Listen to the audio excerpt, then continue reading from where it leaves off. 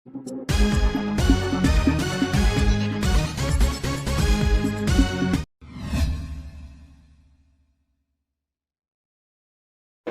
ಪುರಸಭೆ ಅಧ್ಯಕ್ಷರಾಗಿರ್ತಕ್ಕಂಥ ಸರ್ ನನ್ನ ಎಂ ಗೋವಿಂದರವರು ತಿಳಿಸಿದ್ದಾರೆ.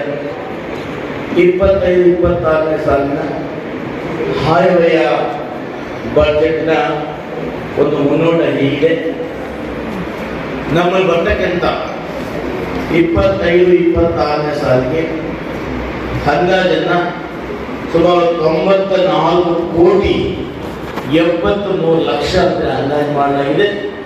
ಇದರೊಟ್ಟಿಗೆ ಮುಖ್ಯಮಂತ್ರಿಗಳ ವಿಶೇಷ ಅನುದಾನ 20 ಕೋಟಿ ರೂಪಾಯಿ ಸೇರಿಕೊಂಡ್ರೆ ಬಹುಶಃ 114,73,00,000 ಒಂದು ಬಜೆಟ್ ಅನ್ನು ಇವತ್ತು ಆದಾಯವನ್ನು ನಿರೀಕ್ಷೆ ಮಾಡಿದ್ದೀವಿ.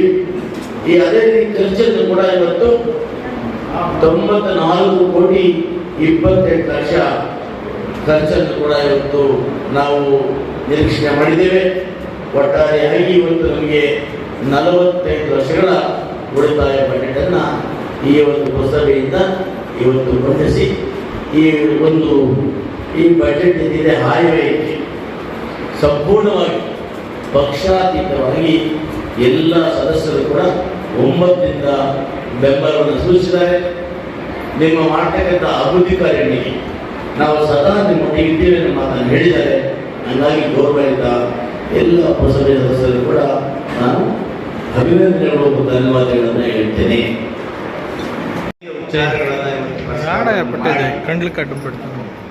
ಸುಮಾರು ಬಂಗಾರಪೇಟೆಯಲ್ಲಿ ಎಲ್ಲ ವಾರ್ಡ್ಗಳಲ್ಲಿ 20 ಕೋಟಿ ರೂಪಾಯಿಗಳ ವೆಚ್ಚದಲ್ಲಿ ಸಿಮೆಂಟ್ ರಸ್ತೆ ಮತ್ತು ಚರಂಡಿಯನ್ನು ಮಾಡಲಿಕ್ಕೆ ಇವತ್ತು ನಾನು ತಂದಿರ್ತಕ್ಕಂಥ ಮುಖ್ಯಮಂತ್ರಿಗಳ ವಿಶೇಷ ಅನುದಾನದಲ್ಲಿ ಅದನ್ನು ಮಾಡಲಿಕ್ಕೆ ಸಭೆ ಅನುಮೋದನೆ ಕೊಟ್ಟಿದೆ.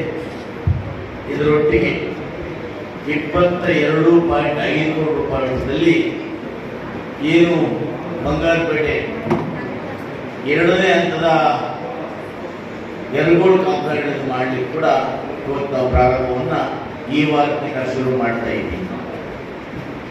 ಇದರೊಟ್ಟಿಗೆ ವಿಶೇಷವಾಗಿ ನಾನು ಕಂಡಂಗೆ ಹಿಂದೆ ಬಹಳಷ್ಟು ವರ್ಷಗಳಿಂದ ಬೇಸಿಗೆ ಕಾಲ ಬಂತಂದ್ರೆ ಪುರಸಭೆಯಲ್ಲಿ ನೀರಿನ ಅಭಾವ ಆಗ್ತಾ ಇತ್ತು.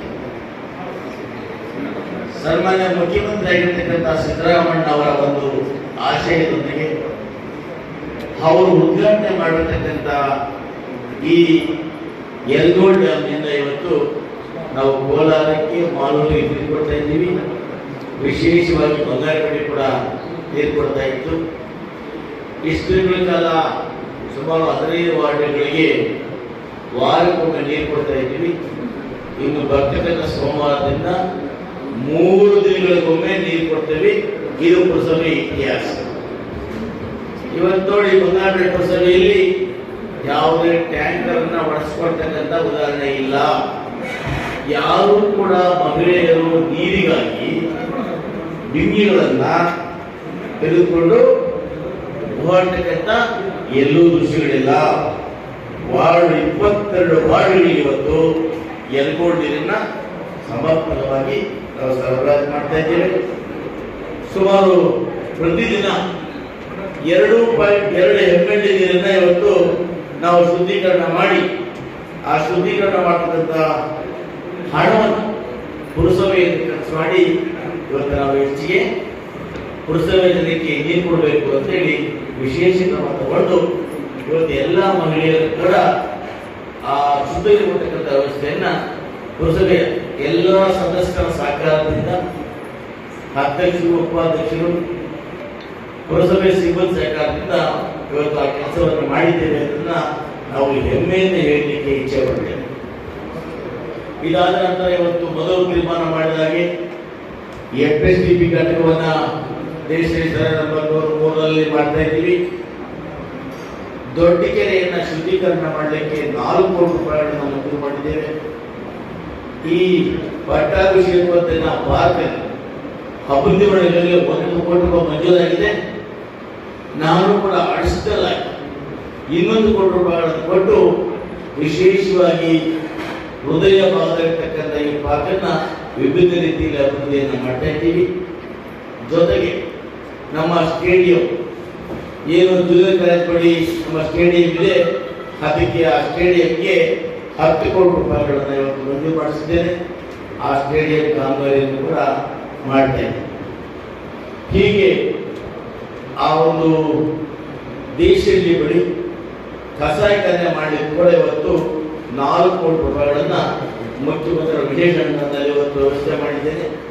ಕಸಾಯಿಖಾನೆಯನ್ನು 6 ತಿಂಗಳಲ್ಲಿ ಮುಗಿಸಬೇಕು ಅಂತೇಳಿ ಅಧಿಕಾರಿಗಳ ಸೂಚನೆ ಕೊಟ್ಟಿದ್ದೇನೆ. ಆ ಅಧಿಕಾರಿಗಳು ಆ ಕೆಲಸ ಮುಗಿಸಿದರೆ ನಗರದಲ್ಲಿರ್ತಕ್ಕಂಥ ಎಲ್ಲ ಒಂದು ಮಟನ್ ಶಾಪ್ಗಳನ್ನ, ಚಿಕನ್ ಶಾಪ್ಗಳನ್ನ, ಮೀನು ಅಂಗಡಿಗಳನ್ನ ಒಂದು ಕಡೆಗೆ ಸ್ಥಳಾಂತರ ಮಾಡಿದ ಕೆಲಸವನ್ನ ಇಡೀ ಜಿಲ್ಲೆಯಲ್ಲಿ ಬಂಗಾರಪೇಟೆಯಲ್ಲಿ ಮೊದಲನೇ ಬಾರಿಗೆ ಮಾಡ್ತೇವೆ. ಹೀಗೆ ಹಲವಾರು ಕಾರ್ಯಕ್ರಮಗಳನ್ನ, ಅಭಿವೃದ್ಧಿ ಕಾರ್ಯಗಳನ್ನ ಇವತ್ತು ಪ್ರತಿ ವಾರ್ಡಲ್ಲಿ ಕೂಡ ಇವತ್ತು 15 ದಿವಸದ ಕಾಮಗಾರಿ ಪ್ರಾರಂಭವನ್ನು ಮಾಡ್ತೇವೆ. ಅದೇ ರೀತಿಯಾಗಿ ಇವತ್ತು ಅಂಬೇಡ್ಕರ್ ಸ್ಟ್ಯಾಚ್ಯೂ ಏನಿದೆ ಅದನ್ನು ಕೂಡ ಮೇಲ್ಚಾವಣಿ ಬಹುಶಃ